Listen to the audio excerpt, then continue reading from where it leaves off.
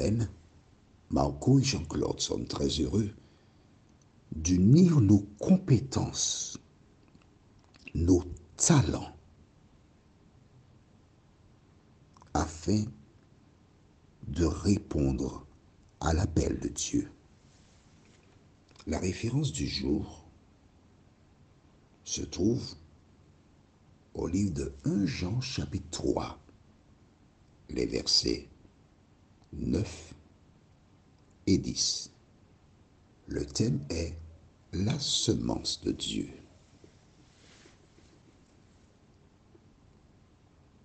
1 Jean 3, les versets 9 et 10. Juste avant la prière, je voudrais m'adresser à toutes ces personnes qui font partie de communautés religieuses et qui, pendant des années, avaient la certitude d'être dans la vérité, mais qui découvrent à travers ces audios une compréhension biblique. Il y a un conflit dans ta tête entre ce que tu avais appris et ce que tu découvres aujourd'hui.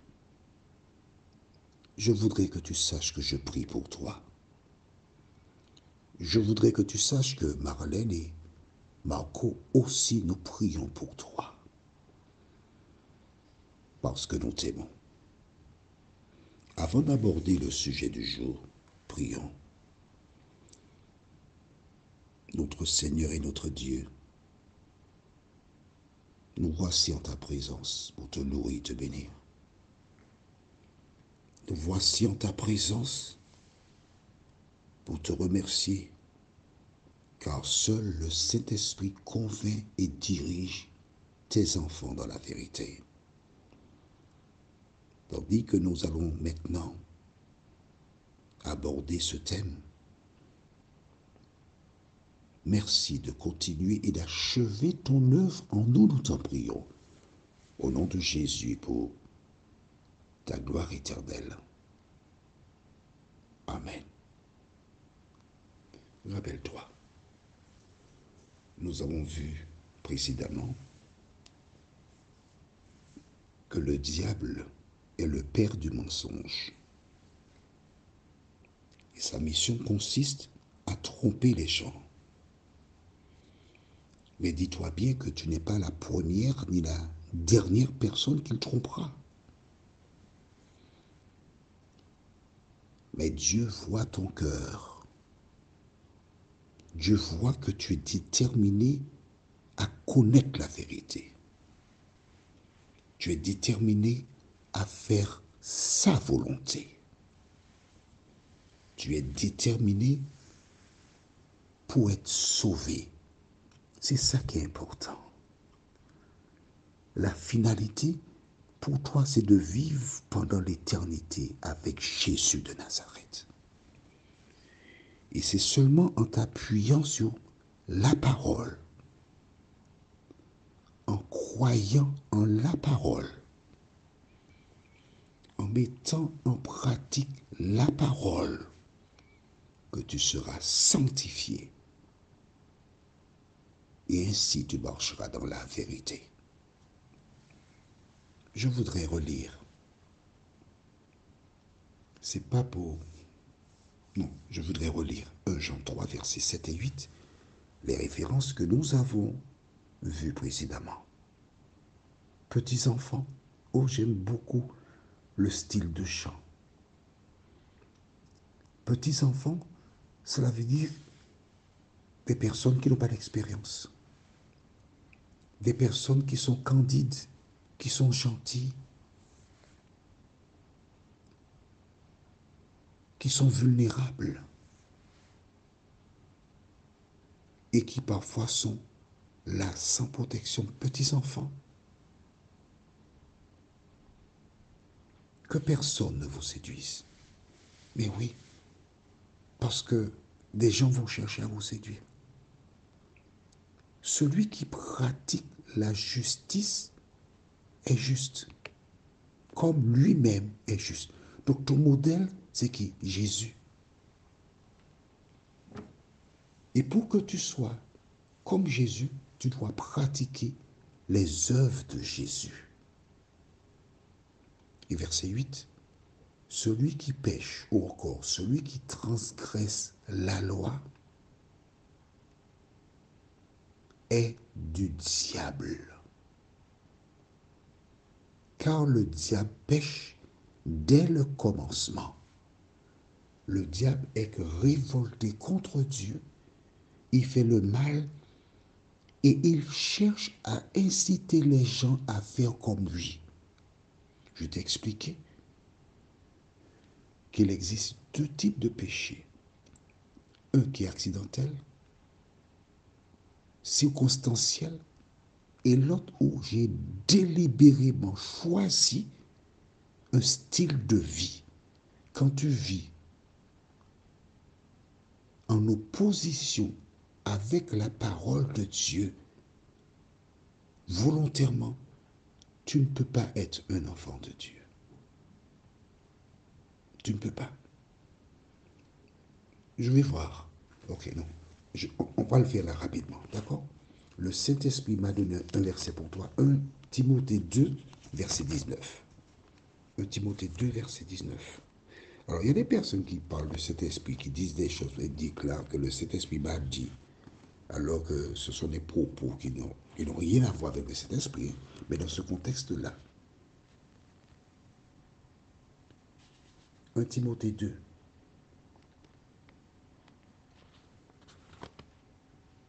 Non, pardon. 2 Timothée, autant pour moi, 2 Timothée 2. 2 Timothée chapitre 2, verset 19, déclare: néanmoins, le solide fondement de Dieu reste debout avec cette parole qui lui servent de sceau. Le Seigneur connaît ceux qui lui appartiennent, et quiconque prononce le nom du Seigneur, qu'il s'éloigne de l'iniquité. Qu'il s'éloigne de l'iniquité. Qu'est-ce que l'iniquité? Quand tu prononces le nom du Seigneur, tu dois t'éloigner de l'iniquité. Qu'est-ce que l'iniquité? On est tout près. Tu vas dans 1 Jean 5, verset 17, la première partie seulement.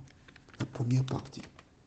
1 Jean 5, verset 17 déclare, tu as trouvé?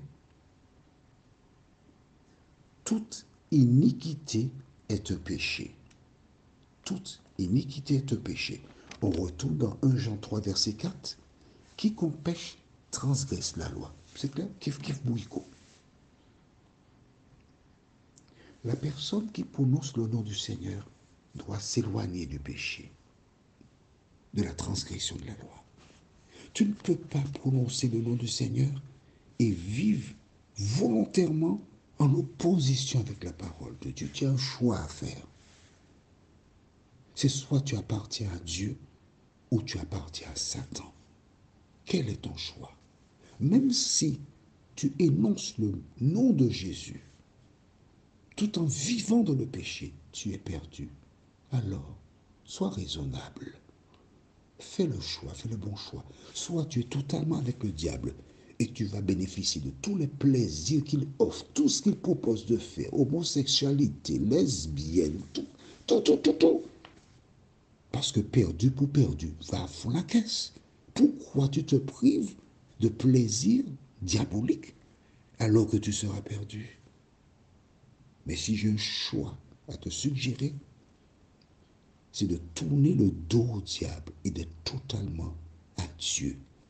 Dieu ne veut pas de cœur partagé. D'accord? Alors, nous prenons donc la référence du jour, 1 Jean 3, versets 9 et 10. Quiconque est né de Dieu ne pratique pas le péché ou ne transgresse pas la loi, parce que la semence de Dieu demeure en lui. Et il ne peut transgresser la loi, péché. D'accord? Parce qu'il est né de Dieu.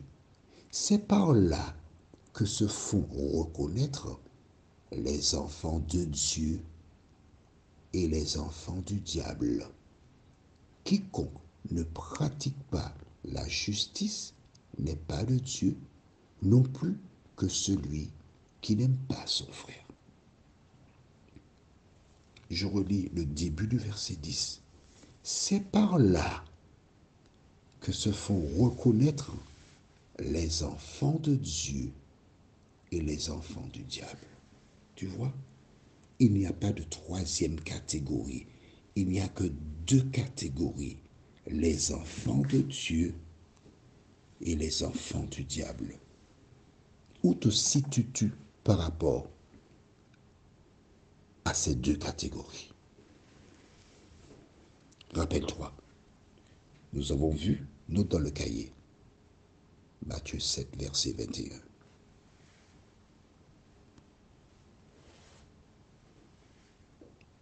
Matthieu 7, verset 21. C'est l'un des versets les plus tristes de la Bible, en ce qui me concerne. Matthieu 7, 21 dit quoi? Ceux qui me disent Seigneur, Seigneur, n'entreront pas tous dans le royaume des cieux, mais c'est celui-là seul qui fait la volonté de mon Père qui est dans les cieux. Vois-tu, ces références bibliques sont là pour éclairer celles et ceux qui sont sincères, ceux qui aiment Dieu, ceux qui veulent être sauvés. Non pas les personnes qui sont fidèles à des communautés religieuses, mais celles qui veulent être sauvées.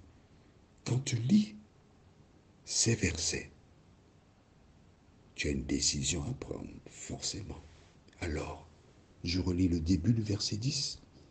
C'est par là que se font reconnaître les enfants de Dieu et les enfants du diable. Prions, notre Seigneur et notre Dieu. Nous découvrons aujourd'hui vraiment une des bases qui nous permet de savoir où nous sommes et ce que nous sommes. Merci, Seigneur. Merci pour la parole. De nous aider jour après jour à la mettre en pratique, à vivre pour cette parole.